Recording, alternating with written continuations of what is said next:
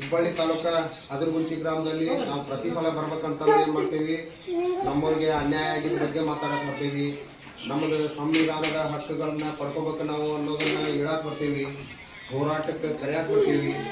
ಆದ್ರೆ ಈ ಸಲ ಬಾಬಾ ಸಾಹೇಬ್ ಅಂಬೇಡ್ಕರ್ ಅವರ 135ನೇ ಜಯಂತಿ, ಡಾಕ್ಟರ್ ಬಾಬು ಜಗಜೀವನ್ ರಾಮ್ರವರ 119ನೇ ಜಯಂತಿಯ ಒಂದು ಈ ವಿಶೇಷತೆ ಕಾರ್ಯಕ್ರಮವನ್ನು ನಾವು ಏನಾಗಿ ಪರಿವರ್ತನೆ ಮಾಡಬೇಕು ಮತ್ತು ನಮ್ಮ ಸಮಾಜಕ್ಕೆ, ನಮ್ಮ ಮಕ್ಕಳಿಗೆ, ನಮ್ಮ SC ST ಮಕ್ಕಳಿಗೆ ನಾವು ಏನು ವಿಷಯ ಸಂದೇಶವನ್ನು ನೀಡಬೇಕಂತಂದು ವಿಚಾರ ಮಾಡಿದಾಗ ನಾವು ಹುಬ್ಬಳ್ಳಿ ತಾಲೂಕದೊಳಗಿರುವಂಥ ಎಲ್ಲ ಹಳ್ಳಿಗಳಿಗೆ, ಹುಬ್ಬಳ್ಳಿ ತಾಲೂಕು ಒಳಗಿರುವಂಥ ಎಲ್ಲ ಹಳ್ಳಿಗಳಿಗೆ ಶಾಲೆ ಕಲಿತಿರುವಂಥ 9ನೇ ತರಗತಿಲಿ 1ನೇ ತರಗತಿಯಿಂದ 9ನೇ ತರಗತಿ ಕಲಿಯುವಂಥ ವಿದ್ಯಾರ್ಥಿನಿಯರಿಗೆ ಏನೈತಲ್ಲ, ನಾವು ಸಂಘಟನೆ ವತಿಯಿಂದ ನಮ್ಮ ಕಡೆಯಿಂದ ಎಷ್ಟು ಸಾಧ್ಯ ಐತಿ ಒಂಚೂರು ನೋಟ್ಬುಕ್, ಪೆನ್, ಪೆನ್ಸಿಲ್, ಸ್ಕೇಲ್, ರಬ್ಬಲ್ ಇಂಥವನ್ನ ದಾನಿಗಳ ಸಹಾಯದಿಂದ ನಾವು ಇವತ್ತು ಇಡೀ ಹುಬ್ಬಳ್ಳಿ ತಾಲೂಕದಲ್ಲಿ ಹಂಚುವಂಥ ಕಾರ್ಯವನ್ನು ನಾವು ಮಾಡ್ತಾ ಇದ್ದೀವಿ. ಇವತ್ತು ಈ ಗ್ರಾಮದ 4ನೇ ಗ್ರಾಮ ಇದು ನಮಗೆ.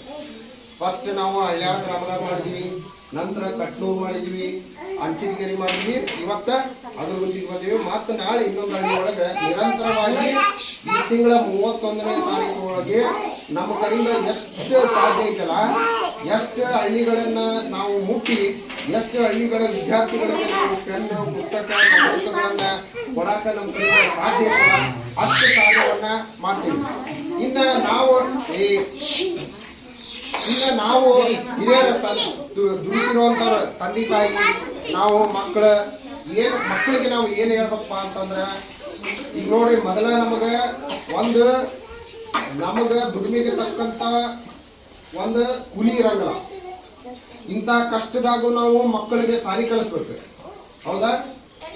ಮಕ್ಕಳನ್ನ ಏನಾರ ನಾವು ಸಾಧನೆ ಮಾಡಿಸಿ ನಾವು ಒಂದು ಉನ್ನತ ಮಟ್ಟದ ಮಕ್ಕಳಿಗೆ ನಾವು ಒಯ್ಬೇಕಂತಂದ್ರೆ ನಾವು ನಮ್ಮ ಕಡೆಯಿಂದ ಈಗ CBSE, IC ಇಂಥವೆಲ್ಲ ದೊಡ್ಡ ಶಿಕ್ಷಣ ಅದಾವು. ಅವೆಲ್ಲ ಲಕ್ಷಾಂತರ ರೂಪಾಯಿಯನ್ನು ನಾವು ಖರ್ಚು ಮಾಡಿ ಒಂದು ಶಕ್ತಿ ನಮ್ಮ ಕಡೆ ಇಲ್ಲ. ಆದ್ರೆ ಇದ್ದಿದ್ರೊಳಗೆ ಈಗ ಕನ್ನಡ ಶಾಲೆಯಲ್ಲಿ ಮಕ್ಕಳು ಕಲಿತಾ ಇದ್ದಾರೆ. ಕೆಲವೊಂದಿಷ್ಟು ಮಂದಿ ಸಾಧ್ಯವಾದರೂ ಇಂಗ್ಲಿಷ್ ಮೀಡಿಯಂ ಶಾಲೆಗೂ ಹಾಕ್ಯಾರ. ಅವರಿಗೆ ನಾವು ಮನ್ಯಾಗ 1 ತಾಸು ದುಡ್ಮೆ ಆದ್ಮೇಲೆ ನಾವು ಮಕ್ಕಳಿಗೆ ನೀವು ಬಾಬಾ ಸಾಹೇಬ್ ಅಂಬೇಡ್ಕರ್ ಅವರ ಒಂದು ಆದರ್ಶವನ್ನ ಮತ್ತೆ ಅವರು ಯಾವ ರೀತಿ ಶಾಲೆಯನ್ನು ಕಲ್ತರು, ನೀವು ಸೀರಿಯಲ್ ಧಾರಾವಾಹಿ ಬಾಬಾ ಸಾಹೇಬ್ರ ಅಂಬೇಡ್ಕರ್ ಅವ್ರದ್ದು ಮಹಾನಾಯಕ ಧಾರಾವಾಹಿ ನೋಡಿರಿ. ಬಾಬಾ ಸಾಹೇಬ್ ಅಂಬೇಡ್ಕರ್ ಅವರಿಗೆ ಎಷ್ಟೆಷ್ಟು ಕಷ್ಟಗಳಿದ್ದು ಶಾಲೆ ಕಲಿಬೇಕಂತಂದ್ರೆ ಅವ್ರಿಗೆ ಎಷ್ಟು ನೋವು ಕೊಟ್ರು, ಎಷ್ಟು ದುಃಖ ಕೊಟ್ರು ಅನ್ನೋದನ್ನ ನಾವೆಲ್ಲರೂ ಅರ್ಥಕೊಂಡಿದ್ದೀವಿ. ನಮ್ಮದು ಒಂದೇ ಒಂದು ಆಸೆ, ನಮ್ಮ ಮಕ್ಕಳು ಒಳ್ಳೆ ಒಂದು ಶಿಕ್ಷಣವನ್ನ ಕಲೀರಿ. ಈಗ ನಿಮ್ಮದು ಕಲಿಯುವಂತ ವಯಸ್ಸು, ಹೌದಾ? ಈಗ ನೀವು ಅತಿ ಹೆಚ್ಚು ಬುಕ್ಕು, ಪುಸ್ತಕ, ಪೆನ್ಗಳಿಗೆ ನೀವು ಅಡಕ್ಟ್ ಆಗ್ಬೇಕು. ಅಂದ್ರೆ ಸಾಯಂಕಾಲ 6 ಗಂಟೆ ಆತಂತಂದ್ರೆ ಯಾವ ಮಕ್ಕಳು ನಮ್ಮ ಕೇರಿ ಒಳಗೆ ರೋಡ್ನಾಗ ಯಾರೂ ಇರಬಾರ್ದು. ನಮ್ಮ ಮಕ್ಕಳು ಇವಾಗ ರಿಂಗ್ ಹಾಕಿರಿ, ನಿಮ್ಮ ಕಟಿಂಗ್ ನೋಡ್ರಿ. ಈಗ ನಮಗ ಸೋಬೆ ತರಂತ ಅಲ್ಲ, ಸೋಬೆ ತರಂತ ಅಲ್ಲ ನಮಗ. ಏನ ನೀವು ಈ ರೀತಿ ಸ್ಟೈಲ್ ಕಟಿಂಗ್ ಮಾಡ್ಕೊಂಡು ಕಿವ್ಯಾಗ ಇದರಿಂದ ಏನ್ ಸಾಧನೆ ಮಾಡ್ತೀರಿ ನೀವು? ನಿಮ್ಮಪ್ಪ ಇನ್ನೊಬ್ಬರ ಮನೆಗೆ ಹೋಗಿ ಕೈಕಾಲು ಬಿದ್ದು ಕುಳಿ ನಾಲಿ ಮಾಡಿ ಅವ್ರು ಗುಲಾಮ್ಗಿರಿ ಬಯಸ್ಕೊಂಡು ನಮಗ ನಿಮ್ಮವನ ಒಲ್ಯಾನ ಮಗನ ಮತ್ತೊಂದು ಏನೋ ಸುಳ ಮಗನ ಅಂತ ಬೈದಿರ್ತಾನ. ಅಷ್ಟೆಲ್ಲ ಅವ್ರ ಕಡೆಯಿಂದ ಬೇಯಿಸ್ಕೊಂಡು ಆ ಕೂಲಿ ರೊಕ್ಕನ ನಾವು ದುಡ್ದಿದ್ದ ರೊಕ್ಕನ ಭಿಕ್ಷೆ ತರ ತಗೊಂಡ್ಬಂದು ನಿಮಗ ಅರ್ಬಿ ಕೊಡಿಸ್ತೇವೆ, ಬೂಟ್ ಕೊಡಿಸ್ತೇವೆ, ಚಪ್ಪಲ್ ಕೊಡಿಸ್ತೇವೆ, ನಿಮ್ಮ ಸಾಲಿಗೆ ಪೆನ್, ಪುಸ್ತಕ, ನೋಟ್ಬುಕ್ ಎಲ್ಲ ಕೊಡಿಸ್ತೀವಿ. ನೀವು ಮಾಡೋಂಥ ಕೆಲಸ ಏನಪ್ಪ, ಮಕ್ಕಳು ಇನ್ನೂ ಇಟ್ಟಿದ್ದೀರಿ ನೀವು, ಭಾಳ ಇನ್ನೂ ದೊಡ್ಡವರು ಇಲ್ಲ, 6, 7, 8 ಹಿಂಗೆ ಅದಿರಿ ನೀವು ಅಷ್ಟೇ, ಹೌದಾ? ಈಗ ಈ ರೀತಿ ಮಾಡಿದ್ರೆ ಮುಂದೆ ನೀವು ನಿಮ್ಮ ತಂದೆ ತಾಯಿ ಇನ್ನೊಬ್ಬರ ಕಡೆಯಿಂದ ತನ್ನ ತಾಯಿ ಬೇಯಿಸ್ಕೊಂಡಿರ್ತಾನೆ, ತನ್ನ ಕೈಯನ್ನು ರಟ್ಟಿ ಶಕ್ತಿಗಳನ್ನು ಕಳ್ಕೊಂಡಿರ್ತಾನೆ. ಅವ ಹೊಲ್ಸೊಲ್ಸು ಬೇಗಳ ಬೇಯಿಸ್ಕೊಂಡು ಕೈಯಾಗ ರಾಡಿ ಒಳಗೆ ಕೈ ಹಾಕಿ ಕೆಲಸ ಮಾಡಿ ನಿಮ್ಗೆ ಇಷ್ಟೆಲ್ಲ ಬೆಳೆಸಾಕಂತಾನ. ನಾಳೆ ನಿಮ್ಮ ತಂದೆಗೆ ಏನು ಗೌರವ ಕೊಡ್ತೀರಿ ನೀವು? ನಿಮ್ಮ ತಾಯಿಗೆ ಏನು ಗೌರವ ಕೊಡ್ತೀರಿ? ನಿಮ್ಮ ತಾಯಿ ಮನ್ಯಾಗ ಕಷ್ಟಪಟ್ಟು ಬೆಳಗ್ಗೆ ಎದ್ದು ನನ್ನ ಮಗ ನಾಷ್ಟ ಮಾಡ್ತಾನೆ, ಊಟ ಮಾಡ್ತಾನೆ, ಜಳಕ ಮಾಡ್ಬೇಕವ, ನಿಮಗೊಂದು ನೂಲು ಅರಿವಿ ಕಡಿಮೆ ಆದ್ರೆ ನಿಮ್ಮವ್ವ ನಿಮ್ಮ ಅಪ್ಪನ ಜೊತೆ ಜಗಳ ಮಾಡ್ತಾಳ, ನನ್ನ ಮಗಗೊಂದು ಚಲೋದ ಅಂಗಿ ತರೋ ಕಿಮ್ಮತ್ತಾಗೋಲ್ಲ ನಿಮಗಂತಂದು. ಹಂಗಂದ್ರೆ ನಾವು ತಂದೆ ತಾಯಿಗೆ ಏನು ಕೊಡ್ತೇವೆ ಮುಂದೆ ಅನ್ನೋದನ್ನ ನೀವು ಸ್ವಲ್ಪ ತಲೆಯಾಗ ಹಾಕೋರಿ. ಇದನ್ನ ಪ್ರತಿ ಸಲ ನಾವು ಬಂದಾಗ ಮಕ್ಕಳ ಶಿಕ್ಷಣ ಬಗ್ಗೆನ ಅತಿ ಹೆಚ್ಚು ನಾವು ಪ್ರಚಾರ ಮಾಡ್ತಿರ್ತೀವಿ. ನಮ್ಮ ಮಕ್ಕಳ ಶಿಕ್ಷಣವಂತರ ಆದ್ರೇನೆ ನಾವು ಬದಲಾವಣೆ ಆಗಕ್ಕೆ ಸಾಧ್ಯ ಐತಿ. ಒಂದು ಕುಟುಂಬದಾಗ ಒಬ್ಬರು ಸರ್ಕಾರಿ ನೌಕರಿ ತಗೊಂಡ್ರೆ ಅಂದ್ರೆ ಅದು ಬದಲಾವಣೆ ಅದ. ಇದೇ ದೊಡ್ಡ ಬದಲಾವಣೆ. ಒಬ್ರು ಸರ್ಕಾರಿ ನೌಕರಿ ತಗೊಂಡ್ಬಿಟ್ರಿ ಅಂದ್ರೆ ಆ ಕುಟುಂಬ ಒಳ್ಳೆ ರೀತಿಯಲ್ಲಿ ಇರ್ತದೆ. ಅದು ಅವ್ರಿಗೆ ಯಾವುದೇ ರೀತಿ ತೊಂದರೆ ಬರಂಗಿಲ್ಲ. ಹಾಗಾಗಿ ಇವತ್ತು ನಾವೇನ ನಿಮಗೆ ನಮ್ಮ ಕೈಲಿ ಸಹಾಯ ನಾವು ದೊಡ್ಡದಾಗಿ ನಿಮಗೆ ಕೊಡಕ್ಕೆ ನಮ್ಮ ಕಡೆಯಿಂದ ಶಕ್ತಿ ಇಲ್ಲ. ನಮ್ಮ ಕಡೆಯಿಂದ ಎಷ್ಟು ಶಕ್ತಿ ಐತಲ್ಲ ಅಷ್ಟು ನಿಮಗೆ ನಾವು ಪೂರೈಸಕ್ಕೆ ಪ್ರಯತ್ನ. ನೋಡ್ರಿ, ಈಗ ನಮ್ಮ ಮಕ್ಕಳು ಒಳ್ಳೆ ಶಾಲೆ ಕಲೀಲಿ, ವಿದ್ಯಾವಂತರಾಗಲಿ, ಅವ್ರಿಗೆ ನಮಗೆ ಕಷ್ಟ ಐತೆ ಅನ್ನೋದು ನಾವು ಇನ್ನೊಬ್ಬರ ಕಡೆ ಸಹಾಯ ಹಸ್ತ ಬೇಡಿಕೊಂಡೆ ಅವನ್ನೆಲ್ಲ ಬುಕ್ಕು ಪೆನ್ನುಗಳನ್ನು ಸಂಗ್ರಹ ಮಾಡಿ ನಾವು ಇಲ್ಲಿ ಇವತ್ತು ಹಂಚಕ್ಕೆ ಬಂದೇವಂತಂದ್ರೆ ನಾವು ಶಿಕ್ಷಣದಾಗ ಇನ್ನೂ ಅತಿ ಹೆಚ್ಚು ಹಿಂದೆ ಉಳಿದವ್ರು. ನಾವು ಆ ಶಿಕ್ಷಣದಾಗ ಒಂದು ಹೆಜ್ಜೆ ನಾವು ಇನ್ನೂ ಮುಂದೆ ಹೋಗ್ಬೇಕು ಅನ್ನೋ ಅಭಿಲಾಷೆ ನಮಗೈತಿ. ದಯಮಾಡಿ ನಿಮ್ಗೆಲ್ಲರಿಗೂ ಮಕ್ಕಳಿಗೆ ನಾನು ಏನು ಹೇಳಕ್ ಬಯಸ್ತೇನೆ ಅಂದ್ರೆ, ಫಸ್ಟ್ ನೀವು ತಂದೆ ತಾಯಿಗೆ ಗೌರವ ಕೊಡ್ರಿ. ನಿಮ್ಮ ವೇಷಭೂಷಣಗಳ ಅರಿವಿ ಉಡೋ ತೊಡೋದ್ರಾಗ ಚೇಂಜಸ್ ಆಗಲಿ, ನಿಮ್ಮ ಕಟಿಂಗ್ಗಳು ಚೇಂಜ್ ಆಗಲಿ, ನಿಮ್ಮ ಕಿವ್ಯಾಗ ರಿಂಗ್ ಹಾಕಿರೋನು ಕಿತ್ತು ಹೋಗಿರಿ. ನಿಮ್ಮ ಅತ್ಯಂತ ಪ್ರೀತಿಯ ಗೆಳೆಯ ಯಾರ ಗೊತ್ತಾ ಈ ವಯಸ್ಸಿನಾಗ? ಪುಸ್ತಕ, ಪೆನ್. ಬಾಬಾ ಸಾಹೇಬ್ರಿಗೆ ಯಾರು ದೋಸ್ತರು ಇದ್ದಿದ್ದಿಲ್ಲ. ಅವ್ರಿಗೆ ಅವ್ರ ದೊಡ್ಡ ದೋಸ್ತ ಪುಸ್ತಕ. ಹೌದಾ? ಅವ್ರು ಹರಕ್ ಅಂಗಿ ಹಾಕೊಂಡಿದ್ರು ಹೊಟ್ಟೆ ಹಸದ ಊಟಕ್ಕೆ ಕೂಳಿರ್ಲಿಲ್ಲ ಅಂದ್ರೂ ಪುಸ್ತಕ ಓದೋದು ಬಿಡ್ತಿದ್ದಿಲ್ಲ ಅವ್ರು.